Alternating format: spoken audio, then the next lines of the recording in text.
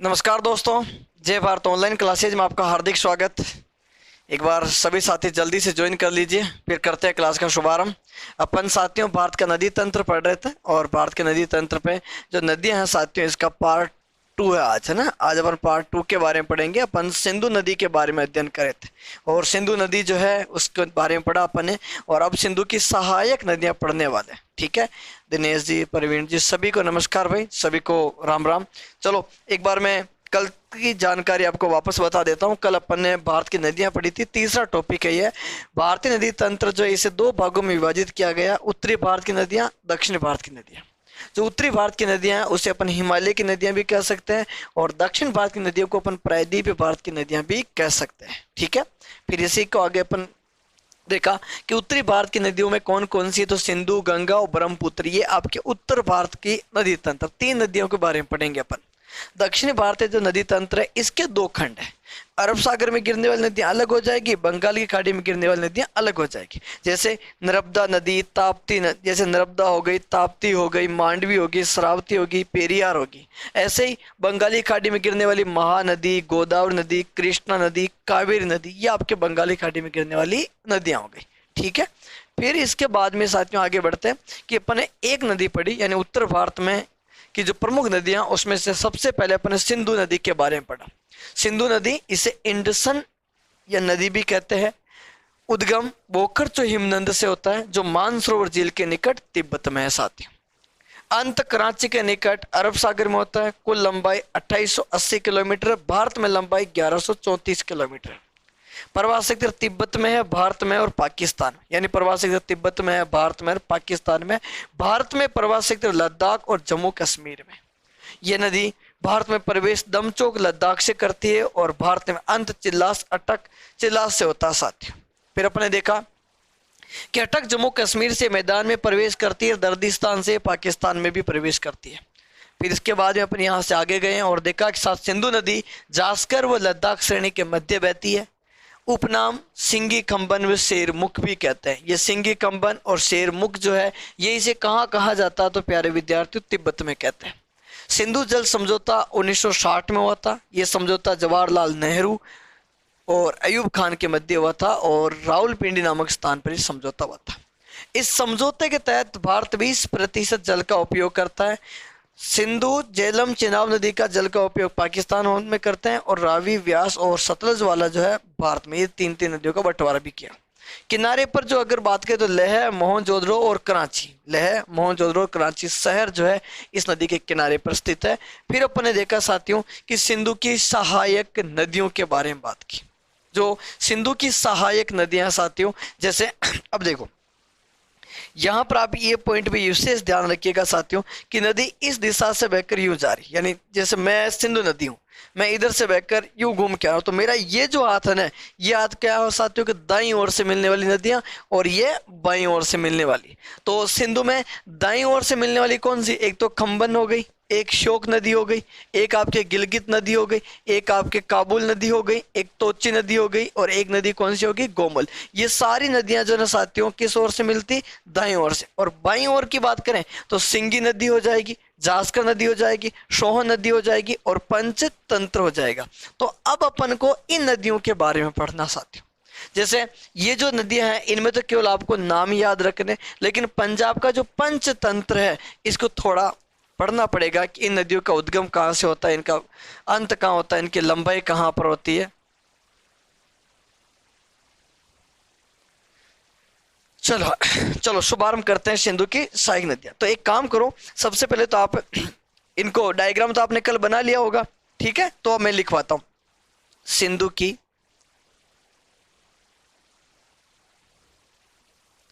सिंधु की सहायक सहायक नदियां। ठीक साथियों, सिंधु की सहायक नदियां। सहायक नदियों पे नंबर 1 पे अपन लिखते हैं दाईं ओर से, दाईं ओर से मिलने वाली, ओर से मिलने वाली मिलने वाली नदियां, दाईं ओर से मिलने वाली की अगर बात करें कि सिंधु में दाईं ओर से कौन कौन सी नदियां मिल रही, तो साथियों सबसे पहले नदी का नाम था खम्बन। कौन सी नदी थी साथियों? खम्बन नदी थी। खम्बन के अलावा यहाँ पर इसके बाद एक और नदी थी साथियों के श्योक नदी, श्योक थी। श्योक के अलावा फिर कौन सी थी साथियों? तो गिलगित यानी गिलगित नदी थी। गिलगित के अलावा काबुल नदी थी, काबुल। और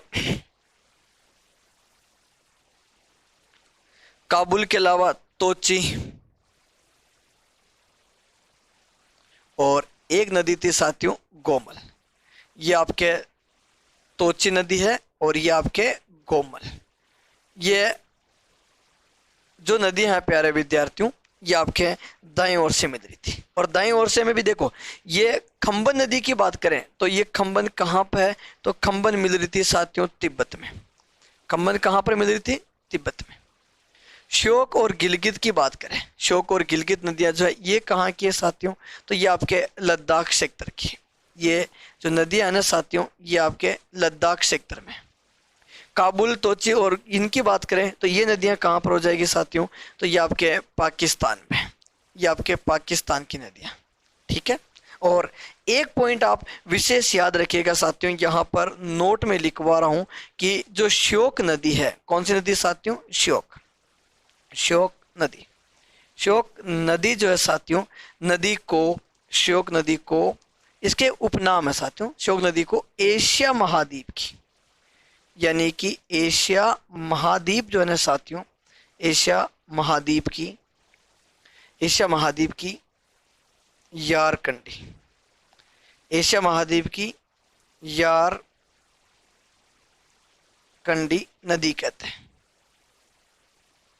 नदी वह जास्कर श्रेणी जो है ना साथियों, जास्कर श्रेणी, जास्कर श्रेणी में इसे, जास्कर श्रेणी में इसे मृत्यु नदी के नाम से जानते हैं। मृत्यु नदी कहते हैं। ये थोड़ा ध्यान रखना, कहते हैं ऐसा। ठीक है। यानी अपने जो ये जो सिंधु नदी का जो डायग्राम बनाया है साथियों, देखो मैंने क्या लिखा है, एक तो खम्बन नदी हो गई, एक श्योक नदी हो गई, एक गिलगित नदी हो गई, एक काबुल नदी होगी, एक तोची नदी होगी और एक गोमल नदी होगी। ये नदियां आपके सिंधु में किस ओर से मिलती है साथियों? दाईं ओर से। क्योंकि सिंधु नदी जो है साथियों, एक सेकेंड, माइक कहाँ जा रहा है? क्योंकि सिंधु नदी जो है साथियों बह के इस दिशा में जा रही, जो मेरा ये हाथ जो है वो दायां है और ये हाथ कौन सा हो जाएगा? बायां। तो दाईं ओर से मिलने वाली नदियों के नाम याद रखने थे। और थोड़ा सा मैंने आपको लिखवाया केवल इस श्योक नदी जो इसके बारे में लिखवाया। ठीक है। श्योक नदी में भी क्या लिखा अपन ने कि इसमें यही लिखा है साथियों कि इसे एशिया महाद्वीप जो है, उस एशिया महाद्वीप की यारकंडी नदी कहते हैं। और जास्कर श्रेणी में इस नदी को क्या कहते हैं साथियों? तो इसे मृत्यु नदी भी कहते हैं। जास्कर श्रेणी में इसे मृत्यु नदी के नाम से जानते हैं। ठीक है। यारकंडी नदी बेटा विश्व ज्योग्राफी में आप पढ़ोगे तब आएगी, है ना। और आगे चलते हैं यहाँ से बाईं ओर से, यानी कि सिंधु में बाईं ओर से मिलने वाली, अगर आपसे ये पूछा जाए कि बाईं ओर से, अगर बाईं ओर से मिलने वाली नदी की बात की जाए तो बाईं ओर से मिलने वाली, देखो अब इसमें बाईं ओर से कौन सी मिल रही? सबसे पहले तो ये मिल रही साथियों कौन सी? सिंगी। सिंगी के बाद में कौन सी? जास्कर। जास्कर के बाद में कौन सी मिल रही? सोहन। यानी आपको 3 नाम याद रखने होंगे, सिंगी, जास्कर, सोहन। और ये जो पूरा है ना साथियों, ये पंजाब का पंचतंत्र लिख देंगे अपन यहाँ पर। ठीक है। यानी बाईं ओर से मिलने वाली नदियां कौन सी है साथियों? तो एक नदी का नाम तो हो गया ये आपके सिंगी। सिंगी के बाद में दूसरी नदी हो जाएगी साथियों कौन सी? के जास्कर। और जास्कर के बाद में कौन सी हो जाएगी साथियों? तो सोहन। और सोहन के बाद में क्या हो जाएगा? तो यहां पर लिख देते पंचतंत्र, यानी कि पंजाब का पंचतंत्र। पंजाब का पंचतंत्र जो है ये इसमें हो जाएगी। अब ये जो पंजाब का जो पंचतंत्र है ना प्यारे विद्यार्थियों, इसी नदियों के बारे में अपन को पढ़ना, इस पंचतंत्र के बारे में पढ़ना। इसी में पढ़ेंगे अपन झेलम नदी, रावी नदी, व्यास नदी, चिनाब नदी, सतलज नदी, और वो ही इसकी प्रमुख सहायक नदियां साथी। ठीक है। चलो आपने कौन सा कोर्स ले रखा बेटा, उसमें चल रहा है ये। ठीक है। सिंधु की सहायक नदी की बात करते हैं। दाईं ओर से मिलने वाली नदियां खंबन, श्योक, गिलगित, काबुल, तोची, गोलम, ठीक है। और बाईं ओर से मिलने वाली सिंगी, जास्कर, सोहन और फिर इसके अलावा पंजाब का पंचतंत्र। और अब अपन को पंजाब का जो पंचतंत्र है इसके बारे में पढ़ना है। यहां पर आप हेडिंग डाल दीजिए पंजाब का पंचतंत्र। अब ये पंजाब का जो पंचतंत्र है इसमें नदियां कौन कौन सी होगी साथियों? तो यहां पर नदी पढ़ेंगे अपन, एक तो झेलम नदी के बाद झेलम के बारे में पढ़ेंगे। झेलम के अलावा साथियों यहां पर नदी पढ़ेंगे अपन चिनाब।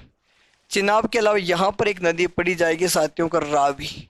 रावी के अलावा यहाँ पर एक और नदी है साथियों, कौन सी के व्यास। और व्यास के अलावा कौन सी? सतलज। इन पांचों नदियों के बारे में अपन पढ़ेंगे। यानी कि पंजाब का जो पंचतंत्र है उसमें ये 5 नदियां शामिल है, ठीक है। और इन 5 नदियों में आज जो नंबर 1 पे जो अपन पढ़ने वाले हैं साथियों, इस नदी का नाम क्या हो जाएगा? तो इसका नाम हो जाएगा साथियों के झेलम। ये नदी कौन सी हो जाएगी? झेलम। झेलम नदी जो है ना साथियों, झेलम नदी को प्राचीन नाम की बात करें तो इसको वितस्ता के नाम से भी जानते हैं। यानी झेलम बाईं ओर से मतलब पूर्व से ना, नहीं ऐसा नहीं है, पूर्व पश्चिम नहीं होगा। यहाँ पर नदियों में पूर्व पश्चिम वाला बात नहीं होगी साथियों। क्यों? क्योंकि ये नदी यहाँ से बहकर इस तरफ जा रही है, ये नदी इस तरफ जैसे, तो यहाँ पर ये सिंगी, खंबन ये मिल रही है, ये तो देखो दक्षिण से जाकर मिल रही है। तो पूर्व पश्चिम वाली आप छोड़ दीजिए, यहाँ पर दाएं और बाएं याद रखना होगा। क्योंकि नदी कभी पूर्व से पश्चिम बहेगी, कभी उत्तर से दक्षिण बहेगी, कभी दक्षिण पश्चिम से उत्तर पूर्व की ओर बहेगी, तो वहां पर ये पूर्व पश्चिम वाली बात नहीं आएगी, ठीक है। तो झेलम नदी के बारे में अपन अध्ययन करना शुभारंभ करें साथियों। सभी ध्यान दीजिएगा, यहां पर थोड़ा सा इसको ऊपर रखते हैं। ये नजर आ रहा होगा आपको, ज्यादा ऊपर तो नहीं है। देखो यहाँ एक जलप्रपात है, यहाँ पर एक जलप्रपात है और वो जलप्रपात का जल एक झील में गिरता है जिसका नाम बेरीनाग। बेरीनाग नाम सुना होगा आपने, बेरीनाग, बेरीनाग, ठीक है। ये बेरीनाग जलप्रपात है, उस जलप्रपात का पानी इकट्ठा होकर बेरीनाग झील है और बेरीनाग झील से यानी बेरीनाग जम्मू कश्मीर, बेरीनाग जम्मू कश्मीर से साथियों यहां से इस नदी का उद्गम होता है। और ये नदी यहां से बहते हुए जो है साथियों ये पहुंचती है आपके श्रीनगर के। और श्रीनगर के यहाँ पर जो है प्यारे विद्यार्थियों इसमें एक नदी आके मिल जाएगी और उस नदी का यानी श्रीनगर में इसकी एक सहायक नदी आके मिलेगी और उस नदी का नाम भी क्या होगा? तो उसका नाम होगा साथियों किशन गंगा। यानी श्रीनगर में जो इसमें नदी मिल रही है ना उसका नाम हो जाएगा साथियों किशन गंगा। फिर उस किशन गंगा नदी के मिलने के बाद ये नदी यहाँ से बहते हुए ये पहुंचेगी प्यारे विद्यार्थियों आपके जंग नामक स्थान है। यानी यहाँ पर एक जंग नामक स्थान है और जंग नामक स्थान कहाँ का है साथियों? पाकिस्तान। यानी जंग नामक स्थान पाकिस्तान जो है वहाँ जाकर ये एक नदी में मिल जाएगी। और यहाँ जिस नदी में मिल रही है साथियों उस नदी का नाम क्या होगा? तो ये नदी इधर से बह के आ रही है और इस नदी का नाम हो जाएगा साथियों चिनाब। ये नदी कौन सी है? तो इस नदी का नाम हो जाएगा चिनाब। और ये चिनाब नदी जो है ये आगे जाकर मिलती है साथियों सतलज में। ये जो आपकी नदी बना रहा हूँ ना इस नदी का नाम चिनाब है। और ये चिनाब नदी जो है ये आगे जाकर किस में मिल जाएगी साथियों? सिंधु में, सॉरी सतलज नहीं सिंधु में। ये आपके सिंधु नदी जो अपन नदी पढ़ रहे हैं ना मुख्य नदी तो ये सब, इस सिंधु नदी की अपन सहायक नदियों के बारे में अपन बात कर रहे हैं। और सिंधु में जो मिलेगी ना साथियों वो नदी कौन सी है? तो उस नदी का नाम हो जाएगा चिनाब। ये आपके चिनाब नदी की बात कर रहे हैं। अब देखो सबसे पहले तो अपन ने क्या लिखा कि नदी कौन सी? झेलम। तो सबसे पहली विशेषता कि झेलम नदी जो है इसका उद्गम कहाँ से हुआ? उद्गम तो उद्गम हुआ प्यारे विद्यार्थियों के बेरीनाग। उद्गम कहाँ से? बेरीनाग।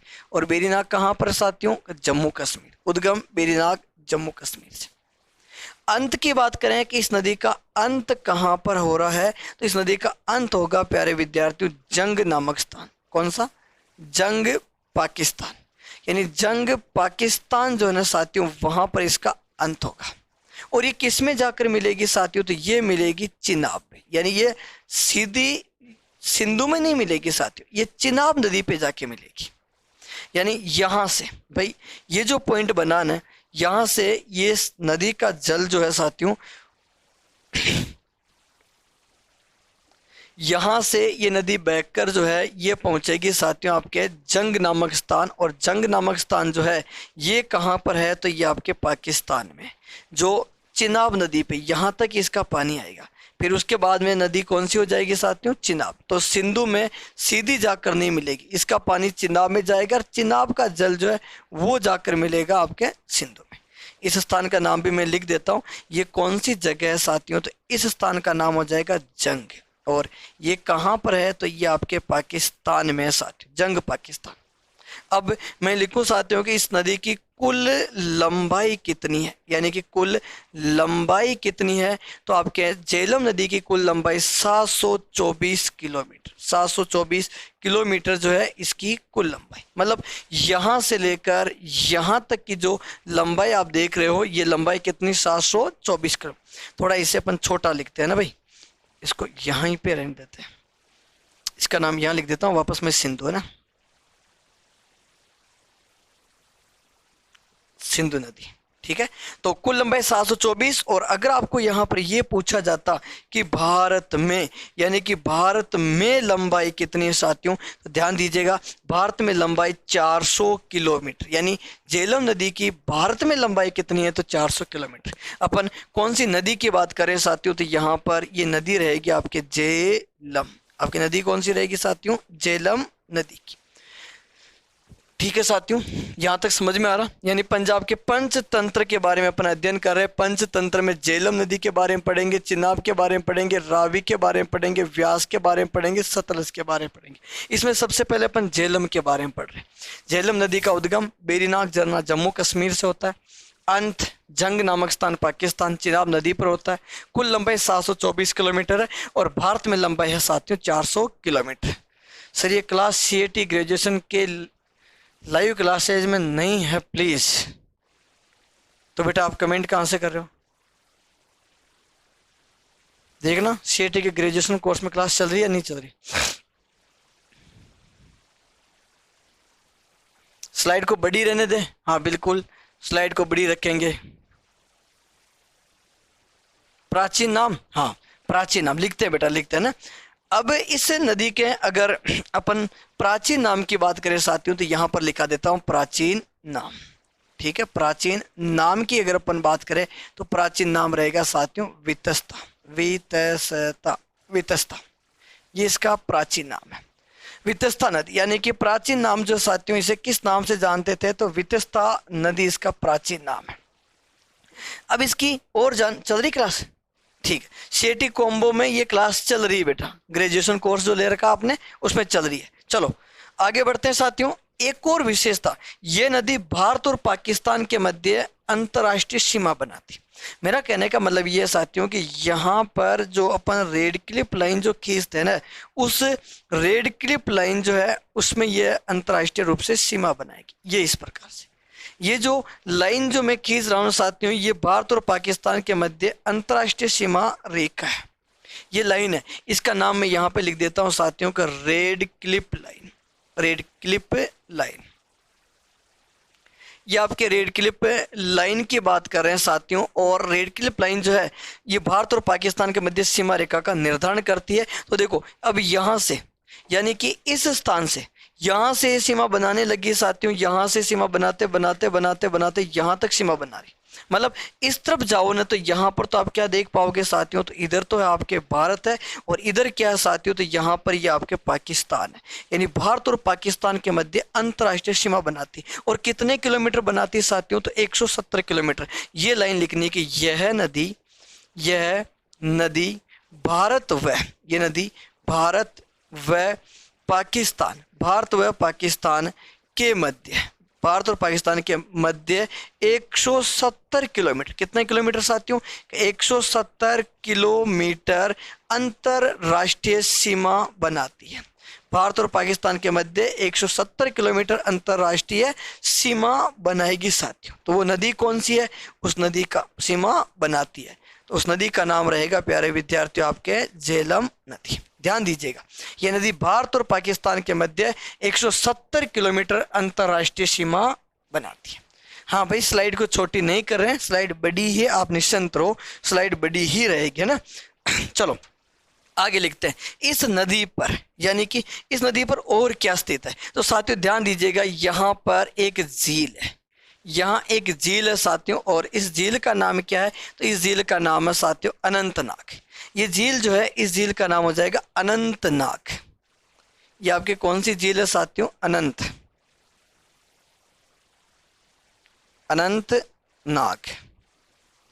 अनंतनाग झील है साथियों। और ये अनंतनाग झील भी कहाँ पर है, जम्मू कश्मीर। ये अनंतनाग झील होगी जम्मू कश्मीर। यहाँ पर झील हो जाएगी साथियों आपके कौन सी, तो इस झील का नाम रहेगा उल्लर झील। ये आपके झील कौन सी साथियों, तो इसका नाम हो जाएगा उल्लर झील। ये आपके उल्लर झील रहेगी, और ये भी कहाँ पर है, जम्मू कश्मीर पे। यहाँ पर एक स्थान का नाम है साथियों, और इस जगह का नाम क्या हो जाएगा, तो इसका नाम हो जाएगा बारामुल्ला। ये आपकी कौन सी जगह साथियों, बारामुल्ला। और ये स्थान ये कौन सी जगह है प्यारे विद्यार्थियों, तो यहाँ पर आपके उरी परियोजना। ये आपके कौन सी परियोजना साथियों, ये आपके उरी परियोजना की अपनी यहाँ पर बात कर रहे हैं। और ये जो नगर की बात करें, नगर, तो यहाँ पर ये प्रमुख नगर आएगा प्यारे विद्यार्थियों, कौन सा, श्रीनगर। ये आपका कौन सा नगर हो गया साथियों, श्रीनगर हो जाएगा साथियों। श्रीनगर इसे क्या कहते हैं, तो इसे कहते हैं प्यारे विद्यार्थियों के झीलों की नगरी।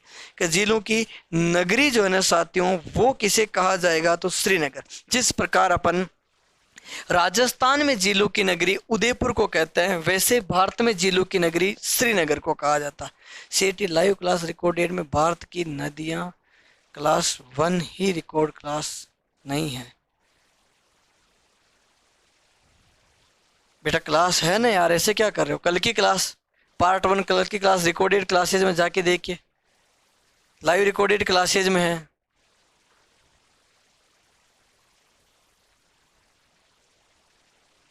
आप चेक करिए एक बार क्लासें हैं, या फिर अगर आप, क्या है यार, ये चीज़ें आप हेल्पलाइन नंबर पे संपर्क करके कॉल, देखो क्लास में कहने से अच्छा है कि आप हेल्पलाइन नंबर पे कॉल करो, तो आपको बताएंगे कि आप ऐसे ओपन करो, यहाँ पे आओ, वहाँ पे, फिर आप कहोगे हाँ हाँ हाँ अब आ गई, अब आ गई।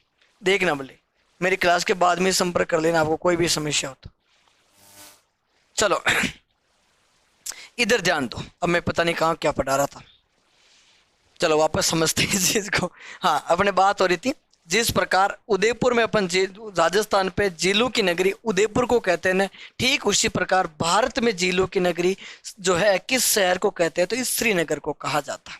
इन स्थानों के बारे में मुझे एक एक करके पढ़ाना साथियों। देखो ये जो अनंतनाग झील जो है ना, इस अनंतनाग झील से लेकर इस बारामुल्ला जो है ना साथियों, यहाँ तक इस नदी पे नौकायान गमन होता है, यानी कि नावों का आवागमन करते हैं साथियों। एक पॉइंट तो ये याद रखना। दूसरा, श्रीनगर जो है वो इसी नदी के किनारे, अब आपसे पूछे कि श्रीनगर किस नदी के किनारे, तो वो आपके झेलम नदी के किनारे हो जाएगा। एक आपसे पूछे कि उल्लर झील, यानी ये इस नदी पर अनंतनाग झील और उल्लर झील का संबंध इसी, देखो बेरीनाग झील भी हो जाएगी, बेरीनाग झील, अनंतनाग झील, उल्लर झील का संबंध किस नदी से है, तो झेलम नदी से हो जाएगी। उल्लर झील की एक विशेषता, ये भारत की सबसे बड़ी मीठे पानी की प्राकृतिक झील है। उल्लर झील जो है भारत की मीठे पानी की सबसे बड़ी प्राकृतिक झील है साथियों। और यहाँ पर एक परियोजना, इस झील में भी एक तुलबुल परियोजना चलाई जा रही है। ये तुलबुल परियोजना जो भारत और पाकिस्तान के मध्य विवाद, जल विवाद का कारण है, भारत और पाकिस्तान के मध्य जल विवाद का कारण रहेगी साथियों आपके तुलबुल परियोजना जो उल्लर झील पे है। और उरी परियोजना का संबंध भी कहां पर, तो जम्मू कश्मीर नदी कौन सी, झेलम, मतलब तुलबुल परियोजना, उरी परियोजना आपके झेलम नदी से संबंधित है।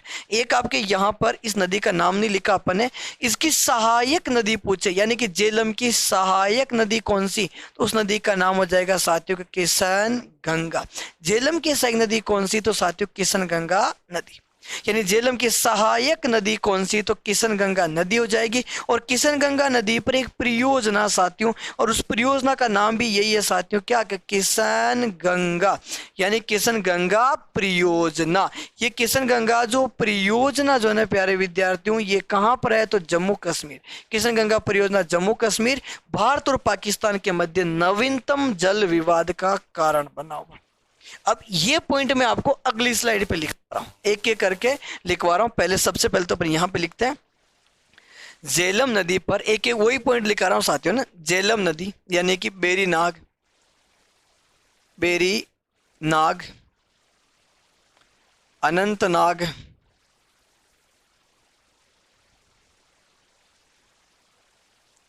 अनंत नाग व उल्लर झील, उल्लर झील का संबंध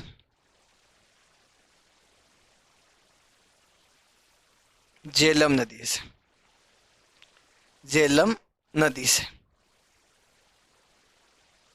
ठीक है, पहला पॉइंट तो ये। दूसरा, इस नदी पर, इस नदी पर अनंतनाग से, अनंतनाग से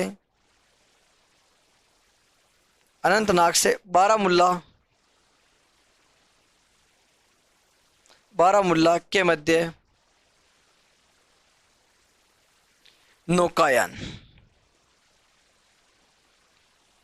नौकायान गमन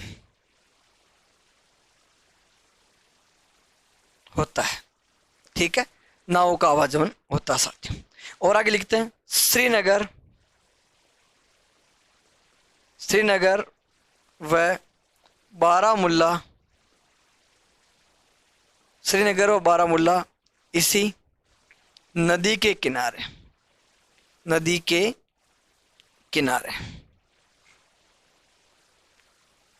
ठीक है, श्रीनगर और बारामुल्ला जो इसी नदी के किनारे। एक और लिखते हैं श्रीनगर को झीलों की नगरी कहते हैं। ठीक है, श्रीनगर को क्या कहोगे साथियों? तो श्रीनगर को झीलों की नगरी कहेंगे। आगे चलते हैं। उल्लर झील भारत की सबसे बड़ी उल्लर झील भारत की सबसे बड़ी मीठे पानी की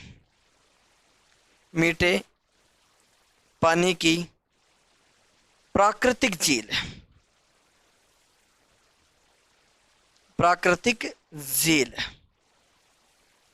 ठीक है, उल्लर झील भारत की सबसे बड़ी मीठे पानी की प्राकृतिक झील। भाई अपने लिखा ना कि बेरी नाग झील यहाँ पर, अनंतनाग झील यहाँ पर, उल्लर झील यहाँ पर। कौन सी नदी पर साथियों? झेलम नदी पर साथियों। तो ये उल्लर झील जो भारत की सबसे बड़ी मीठे पानी की झील है। और एक और पॉइंट याद रखिएगा, उल्लर झील यहाँ पर एक काम करिए, इसको अलग से लिख लीजिए। दो परियोजना एक साथ लिख रहे हैं अपन को। तुलबुल परियोजना में पूरा नहीं लिख रहे हैं। तुलबुल परियोजना व उरी परियोजना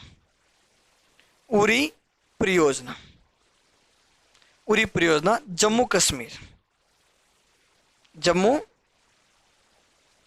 कश्मीर झेलम नदी। ठीक है, और अब यहां पर लिख रहे हैं अपन तुलबुल के बारे में। यह परियोजना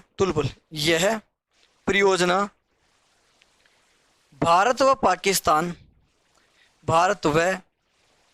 पाकिस्तान के मध्य जल विवाद का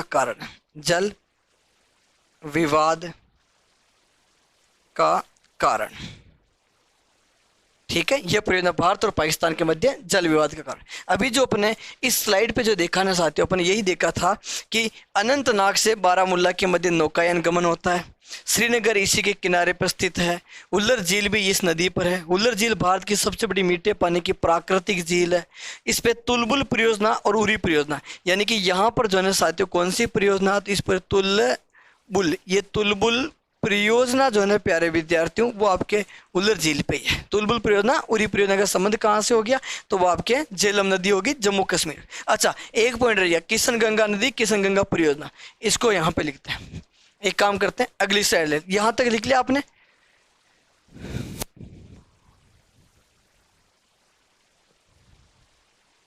आगे चले यहाँ से। भारत में बावड़ियों का शहर किसे कहते हैं? राजस्थान में तो बूंदी को कहते हैं, भारत में काशी को कहेंगे। हाँ देखो, यहां से अपन अब बात कर रहे हैं झेलम की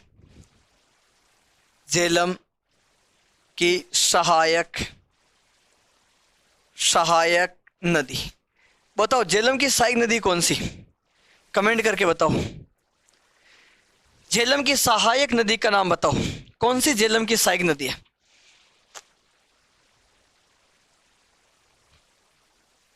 डिस्प्ले छोटी करें आप, कुछ बच्चे तो कह रहे डिस्प्ले को बड़ी रहना दिया, कुछ करके सब छोटी करो, ठीक है, थोड़ा रह गया।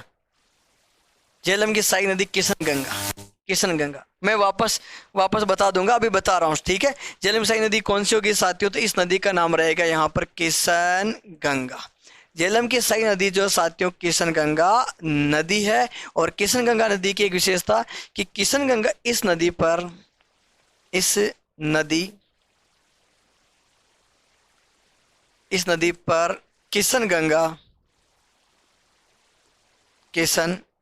गंगा परियोजना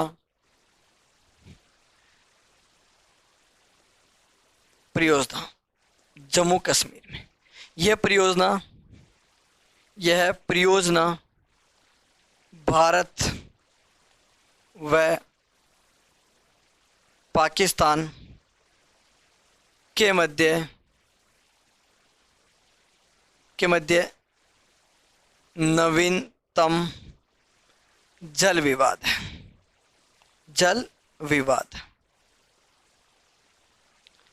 यह परियोजना भारत और पाकिस्तान के मध्य नवीनतम जल विवाद है, ठीक है। यहां तक अपन ने देखो, जो बच्चे पीछे रह गए वो भी मैं लिखवा दूंगा, क्योंकि अपन झेलम नदी की कहानी कंप्लीट कर चुके हैं। अब अपन चिनाब नदी की तरफ और बढ़ेंगे, ठीक है। आगे चले साथियों, यहां तक आप लोगों ने नोट कर लिया होगा। झेलम की सहायक नदी कौन सी, तो किशन गंगा। और इस नदी पर किशन गंगा परियोजना जम्मू कश्मीर में, यह परियोजना भारत पाकिस्तान के मध्य नवीनतम जल विवाद है साथियों, ठीक है। और जिन बच्चों के पीछे रह गए हैं वो भी आप यहाँ से लिख लीजिए। अपन बेरी यहाँ पे लिखा है, वुलर झील भारत की सबसे बड़ी मीठे पानी की प्राकृतिक झील है।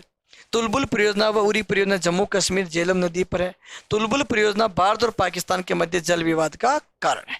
और ये आपने कौन सी नदी पढ़ी थी साथियों, झेलम नदी। मैं वापस बता रहा हूँ आराम से, फिर मैं चिनाब नदी पढ़ूंगा साथियों। पंजाब का पंचतंत्र पढ़ना, जिसमें झेलम, चिनाब, रावी, व्यास, सतलज पढ़ानी मुझे। झेलम नदी कंप्लीट हो चुकी है, अब चिनाब की तरफ चलेंगे। उससे पहले झेलम वापस बता रहा हूँ। झेलम प्राचीन नाम है प्यारे विद्यार्थियों, वितस्ता इसका प्राचीन नाम है। उद्गम बेरीनाग झरना जम्मू कश्मीर, अंत जंग नामक स्थान पाकिस्तान, जो चिनाब में जाकर मिलती है। कुल लंबाई 724 किलोमीटर, भारत में लंबाई 400 किलोमीटर। यह नदी भारत और पाकिस्तान के मध्य 170 किलोमीटर अंतर्राष्ट्रीय सीमा बनाती। आपने मूवी देखी होगी बजरंगी भाईजान, एक फिल्म आई थी बजरंगी भाईजान। उस बजरंगी भाईजान का जो अंतिम दृश्य जो था ना, वो यहीं पर दर्शाया गया था। अंतिम दृश्य दर्शाया गया था यहाँ पर, जब वो हीरो नदी के मध्य खड़ा हो जाता, दोनों तरफ 4 कांटों की दीवार होती है ना वो। हाँ, पीडीएफ मिल जाएगी, बिल्कुल सही बात है। चलो आगे चलते हैं, ये आपने नोट कर ही लिया है और यहाँ पर मैंने आपको बता दिया। अब अपन इसके अगली जो नदी है साथियों, उसके बारे में पढ़ते हैं। नंबर 2 पे आ जाओ साथियों, और नदी कौन सी हो जाएगी, तो नदी का नाम रहेगा चिनाब। अब अपन चिनाब के बारे में पढ़ते हैं कि चिनाब नदी, ठीक है। उद्गम मंत्र इधर बाद में लिखूंगा मैं, अब थोड़े पहले इसको थोड़ा सा बनाते हैं। सबसे पहले तो यहाँ पर देखो साथियों कि आपने एक नदी बनाई है, और ये एक दर्रा है साथियों। यहाँ पर एक दर्रा है, और इस काम करते, ये दर्रा हो गया, ये दर्रा हो गया। दर्रे का नाम है प्यारे विद्यार्थियों के बड़ा लाचा दर्रा। ये बड़ा लाचा दर्रा है। बड़ा लाचा दर्रा का नाम सुना होगा आपने हिमाचल प्रदेश में, यानी बड़ा लाचा दर्रा जो ये आपके हिमाचल प्रदेश में लाहौल घाटी पर, यानी बड़ा लाचा दर्रा जो है साथियों ये कहाँ पर स्थित है, तो ये आपके लाहौल, ये लाहौल घाटी है साथियों, और उस लाहौल घाटी हिमाचल प्रदेश में ये आपका एक दर्रा है।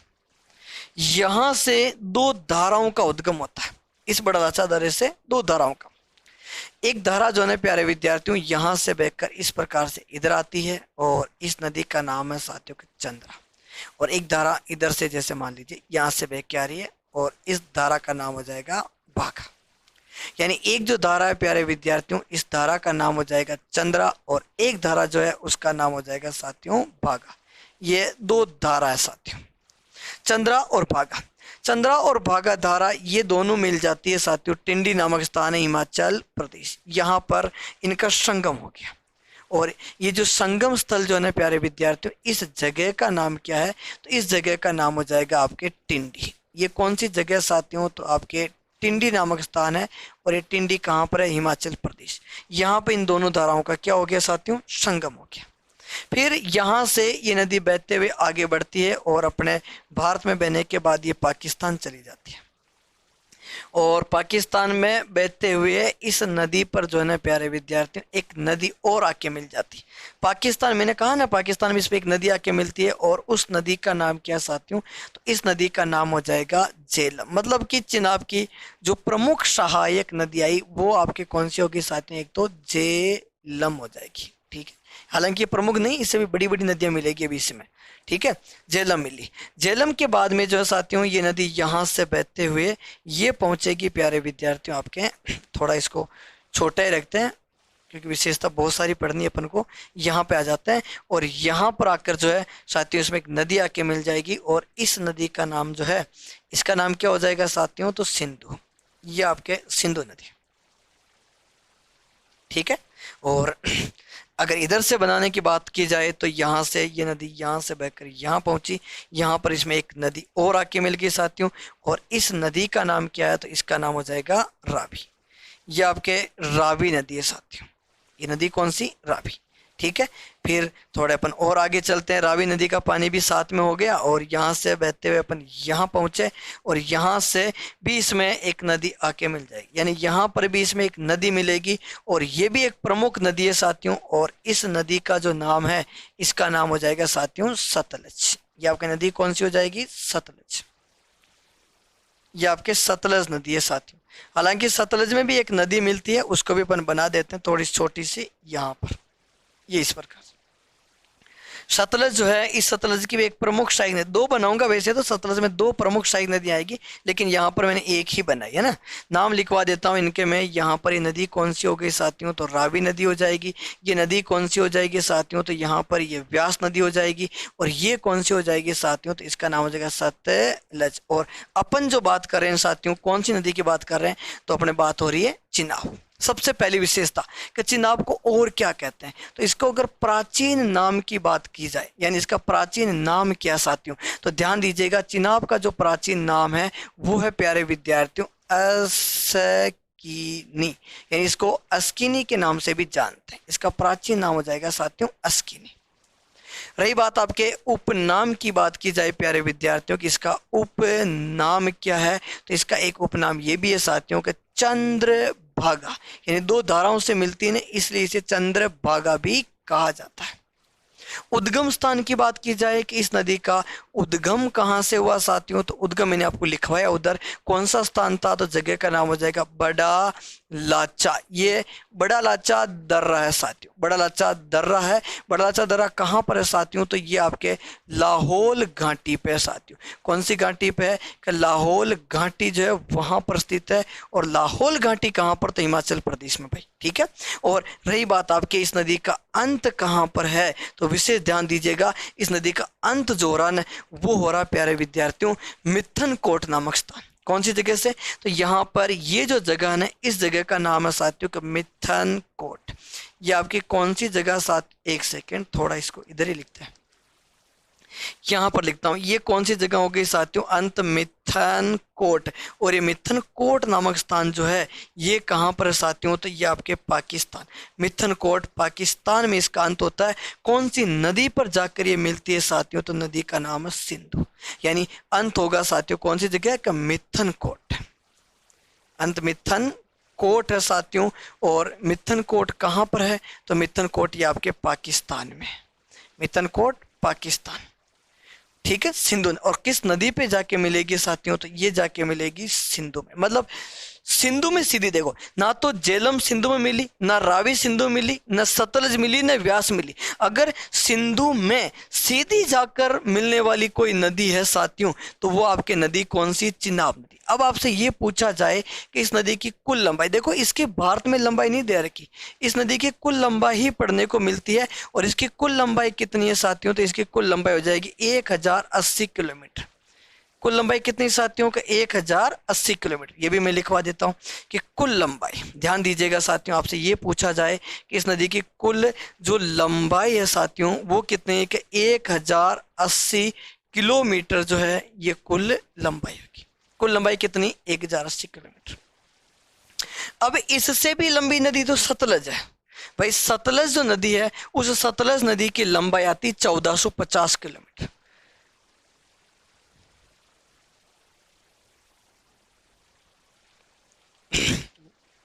हाँ, पीडीएफ मिलेगी, आप निश्चिंत रहो, इसकी पीडीएफ मिलेगी, आप घबराए नहीं, बिल्कुल पीडीएफ मिलेगी। देखो यहां से उद्गम से लेकर अंत तक जो है ना साथियों, कुल लंबाई कितनी? 1080 किलोमीटर है साथियों, कुल लंबाई 1080 किलोमीटर है। और अब मेरी बात सुनो, वैसे सतलज की लंबाई, यानी इस सतलज नदी की लंबाई 1450 किलोमीटर, सतलज की लंबाई 1450 किलोमीटर यहां तक। लेकिन इसकी लंबाई कितनी प्यारे विद्यार्थियों का? 1080। लेकिन 1180 की मतलब 1180। तो होगा क्या? वैसे इस पंचतंत्र में सबसे बड़ी नदी तो सतलज है, लेकिन सिंधु में मिलने, यानी सिंधु में मिलने वाली सबसे लंबी नदी पूछे तो चिनाब नदी होगी साथियों। भाई सिंधु में मिलने वाली सबसे लंबी नदी पूछी जाएगी तो चिनाब नदी रहेगी, सतलज नहीं है। आपसे ही पूछे सिंधु नदी तंत्र में सबसे बड़ी सहायक नदी कौन सी? तो सतलज है, क्योंकि सतलज की लंबाई 1450 किलोमीटर है, इसकी 1180 किलोमीटर है। तो मैं ये लाइन लिखवा रहा हूं, ध्यान दीजिएगा। यह सिंधु में, यह सीधी, ऐसे करते हैं सिंधु, समझ, सीधी लिखने की कोई बात ही नहीं है। ये सिंधु में सीधी जाकर मिलने वाली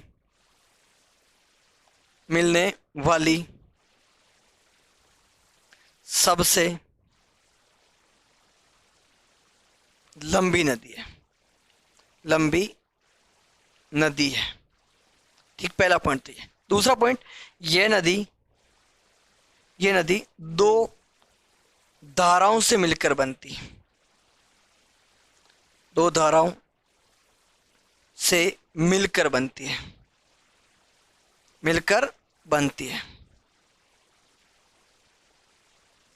ये नदी दो धाराओं से मिलकर बनती। धाराओं के नाम यहां लिखा रहा हूं, चंद्रा। एक काम करते हैं, उनको आगे लिखते हैं ना, आगे लिखा रहा हूं मैं, वापस इधर आऊंगा, वहां आप घबराना मत, अपन वापस इधर आएंगे। धाराओं के नाम लिख रहे हैं, धाराएं होगी चंद्रा और दूसरी हो गई भागा। इन धाराओं का संगम, इन धाराओं का संगम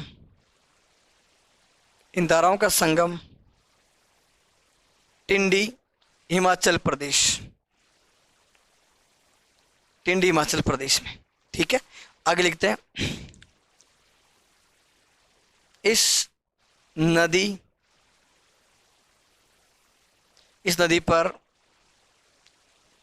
पर सलाल परियोजना, बगलिहार परियोजना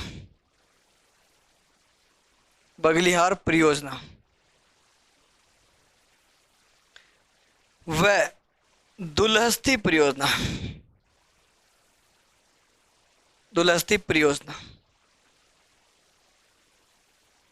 जम्मू कश्मीर में, ठीक है। ये कहां पर साथियों? जम्मू कश्मीर। मतलब ये है ना साथियों कि इस नदी पर परियोजनाएं हैं। वो परियोजना कौन कौन सी है? जैसे इस नदी पर एक तो सलाल परियोजना हो जाएगी, दुलहस्ती परियोजना हो जाएगी और बगलिहार परियोजना। यानी एक तो परियोजना कौन सी साथियों के, सलाल, ये आपके सलाल परियोजना हो गई साथियों। ये भी आपके कौन से राज्य में साथियों, जम्मू कश्मीर में। एक आपकी परियोजना हो गई प्यारे विद्यार्थियों के बगलिहार है, ये बगलिहार परियोजना जो है ये भी आपके कौन से राज्य में साथियों के, जम्मू कश्मीर में। ठीक इसी प्रकार यहाँ पर हो जाएगी साथियों के दुलहस्ती, ये आपके दुलहस्ती परियोजना हो जाएगी। और दुलहस्ती परियोजना जो ये भी कहाँ पर है साथियों, जम्मू कश्मीर। यानी सलाल परियोजना, दुलहस्ती परियोजना और बगलिहार परियोजना का संबंध कौन सी नदी से है साथियों, तो वो नदी रहेगी आपके चिनाब नदी। और तीनों की तीनों परियोजना कहाँ पर है साथियों, तो ये तीनों परियोजना आपके जम्मू कश्मीर में। इसी नदी के किनारे पर एक सभ्यता भी है साथियों, यानी इस नदी के किनारे पर एक सभ्यता भी है। और सभ्यता का नाम क्या साथियों, तो सभ्यता का नाम हो जाएगा मांडा। ये आपके कौन सी सभ्यता साथियों का, मांडा सभ्यता जो है, ये मांडा सभ्यता कहाँ पर है साथियों के, जम्मू कश्मीर।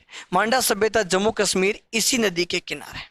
मांडा सभ्यता जम्मू कश्मीर इसी नदी के किनारे। सभ्यता क्या विशेषता, सिंधु सभ्यता का उत्तरतम केंद्र है। सिंधु सभ्यता जो थी ना साथियों, यानी सिंधु सभ्यता का उत्तरी केंद्र, सिंधु सभ्यता का जो उत्तरी केंद्र जो है ना प्यारे विद्यार्थियों, ये आपके मांडा सभ्यता किस नदी के किनारे है, तो वो आपके चिनाब नदी के किनारे। ये भी याद रखना, यानी सिंधु नदी घाटी सभ्यता का जो उत्तरतम केंद्र, आपने पढ़ा होगा सिंधु घाटी सभ्यता उत्तरोत्तम केंद्र, दक्षिणतम केंद्र, सबसे पश्चिमी केंद्र, सबसे पूर्वी केंद्र, नाम सुना होगा ना आपने। सर कमेंट पर भी ध्यान दे यार, कभी तो आप कहते हो कमेंट पर ध्यान नहीं दो, कब आएगी डीपी, थोड़ा कमेंट पे ध्यान दे लेते हैं। हाँ भाई, क्या पूछा बच्चों ने, 1080 लिखा, 1180 लिखा, 1180 है बेटा, 1180 तो है, 1180 किलोमीटर है ना, 1080 नहीं है, 1080 नहीं बेटा, 1180 है, 1180 यानी 1180, 1080 नहीं है। कहाँ से हो आप? अच्छा, इन चीज़ों के ऊपर ध्यान देना क्या। Sir ji Delhi police constable कब आएगी? हाँ ये देखो बहुत अच्छी बात है sir ji. Okay next, very good sir ji. Okay next, very good sir. आप हमें पढ़ा रहे हो या खुद पढ़ रहे हो? हाँ ठीक है बेटा, मैं तो अपने आप ही पढ़ रहा हूँ। और बताइए जय भारत क्लासेस कहाँ पर है? अच्छा ये बताने के लिए कमेंट करना है क्या? ठीक है सर, कमेंट पर ध्यान। हाँ हाँ भाई, कमेंट पे ध्यान दिया। क्या पूछा आपने, मैं यही देख रहा हूँ ना कि आपने पूछा क्या।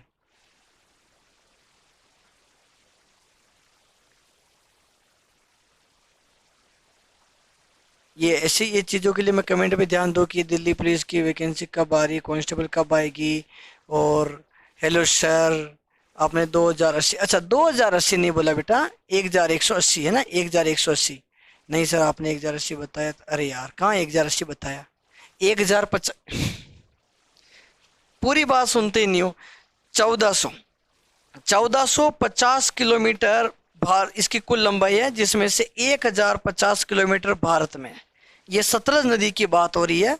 1450 किलोमीटर कुल लंबाई, 1050 आपके भारत में लंबाई है। लेकिन ये सीधी जाकर इसमें नहीं मिल रही है, इसलिए मैंने लिखा है कि 1150। 1000 हो सकता मैं 1180 ना बोला और 1080 बोल गया होगा। बाकी 1100 यानी 1180 को या 1180 किलोमीटर सही लिख कर रखा, बिल्कुल निश्चिंत रहो आप। ठीक है, हाँ मैंने आपके कमेंट पढ़ लिया भाई ना। इन अब ऐसी चीज़ों के लिए पढ़ने के लिए समय नहीं है कि आपके जो अजीबो गरीबो कमेंटों के मैं जवाब देने बैठू है ना। चलो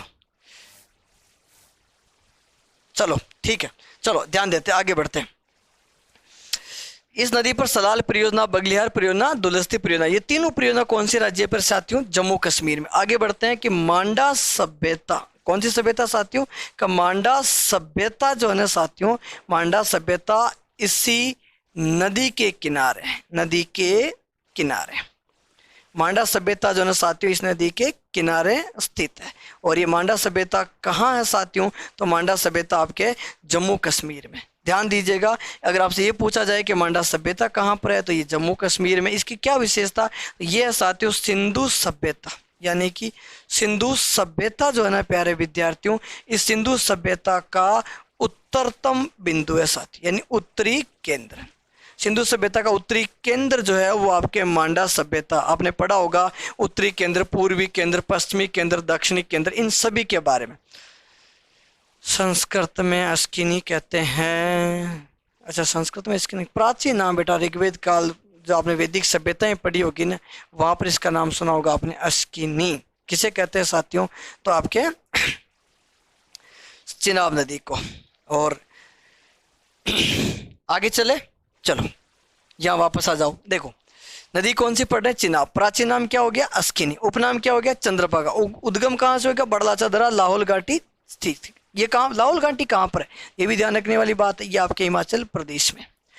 कुल अंत कहाँ पर? मितनकोट पाकिस्तान में। कुल लंबाई कितनी? 1080 किलोमीटर। ये सिंधु में सीधी जाकर मिलने वाली सबसे लंबी नदी है। ये दो धाराओं से मिलकर बनती है और दोनों धाराओं के नाम मैंने यहाँ पर लिखा है। कौन कौन सी? चंद्राव व भागा। इन धाराओं का संगम टिंडी हिमाचल प्रदेश में होता है। इस नदी पर सतलज, सलाल परियोजना, बगलियार परियोजना, दुलहस्ती परियोजना जम्मू कश्मीर में। मांडा सभ्यता इस नदी के किनारे स्थित है। ये सिंधु सभ्यता का उत्तरी केंद्र। एक पॉइंट यहाँ और देखो, ये जो आपके चिनाब नदी है, तो ये झेलम किसकी सहायक नदी है? ये झेलम भी किसकी सहायक नदी हो गई साथियों? चिनाब की हो गई। रावी भी किसकी सहायक नदी होगी साथियों? चिनाब की होगी। और ये सतलज जो है, ये भी किसकी सहायक नदी होगी साथियों? चिनाब। अब आपसे ये पूछे कि सतलज, रावी और झेलम किसकी सहायक नदियां हैं, तो वो आपके चिनाब की सहायक नदी है। ये आपसे ये पूछ ले कि चिनाब की सहायक नदियां कौन सी है, तो झेलम, रावी और सतलज। ठीक है, ये पॉइंट भी लिखो। इसकी प्रमुख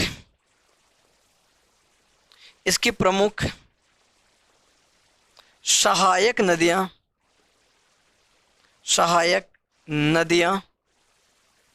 पूछी जाए प्यारे विद्यार्थियों, तो एक तो आपका नदी कौन सी हो गई? झेलम। झेलम के अलावा कौन सी हो जाएगी साथियों? रावी।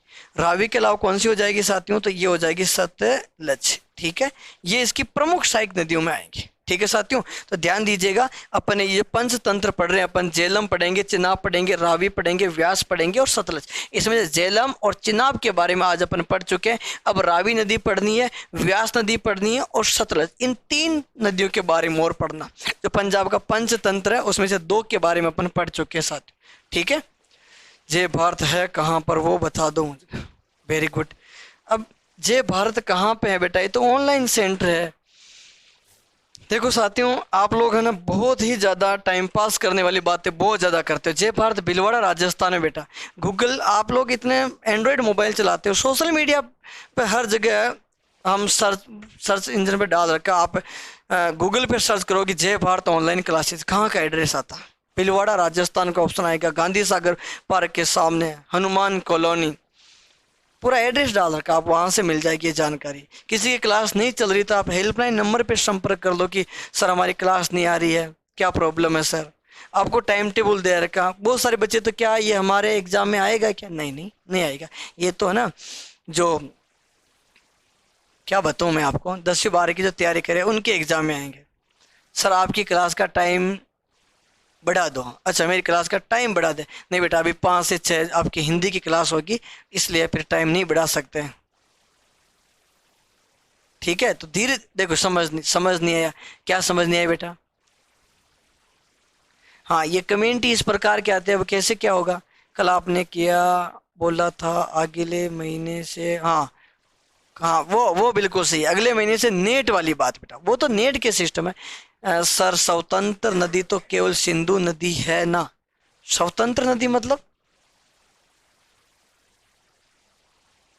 स्वतंत्र शब्द का प्रयोग किस हिसाब से करना बेटा? सतलज नदी के बारे में। अच्छा, सतलज नदी के बारे में। सतलज तो अभी टेंशन मत लो, सतलज तो कल पढ़ेंगे। सतलज नदी जो है ये तो कल पढ़ेंगे बेटा। इस नदी के बारे में तो कल पढ़ूंगा कि सतलज नदी का उद्गम राक्षस ताल हिमनद मानसरोवर झील के निकट तिब्बत से होता है। वहाँ इसे लांगचेन खम्बाम के नाम से जानते हैं। वहाँ से बहते हुए ये आपके सिपकिला दर्रे से भारत में प्रवेश करेगी। लुधियाना, फिरोजपुर वगैरह नगर इसके किनारे आएंगे। इसकी 1450 किलोमीटर कुल लंबाई है, जो भारत में इसकी लंबाई 1050 किलोमीटर। सब पढ़ेंगे अपन। अच्छा, मैं ज़्यादा बात नहीं करूँ। अब बच्चे कुछ पूछेंगे तो मुझे जवाब देना होगा। देखो अभी थोड़ी देर पहले एक बच्चे कमेंट, सर आप खुद ही पढ़ रहे हो या हमें पढ़ा रहे हो, तो फिर मुझे जवाब देना ही पड़ता है। चलो कोई बात नहीं, कल मिलते हैं साथियों, तब तक के लिए जय हिंद, जय भारत।